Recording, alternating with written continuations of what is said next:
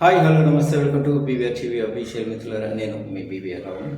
So ఇక్కడ కూటమి ప్రభుత్వంపై రోజు రోజుకి ప్రజల్లో తీవ్ర వ్యతిరేకత వ్యక్తమవుతోందని రానున్న స్థానిక సంస్థల ఎన్నికల్లో గెలిపే లక్ష్యంగా వైసీపీ శ్రేణులు ఐక్యంగా పనిచేయాలని ఆ పార్టీ అధినేత మాజీ ముఖ్యమంత్రి జగన్ పిలుపునిచ్చారు.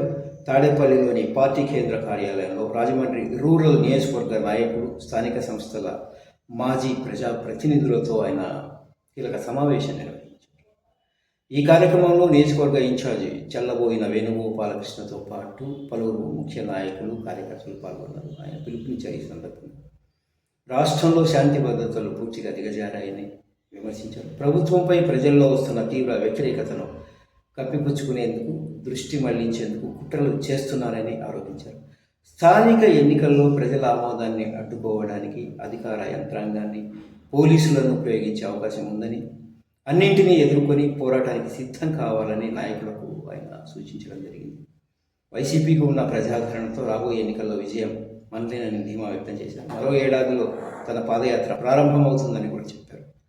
సో ఖచ్చితంగా అడ్డుకుంటారు. అధికారంలో ఉన్నారు, స్థానిక ఎన్నికల్లో మీకెందుకు ఛాన్స్ ఇస్తారు?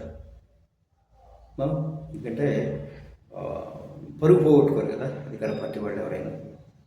సో మీ కార్యకర్తలకు ధైర్యంగా ఉండి ఓట్లు వేస్తారు అనుకుంటున్నాను నేను. ఖచ్చితంగా గెలుపు మీదే సార్.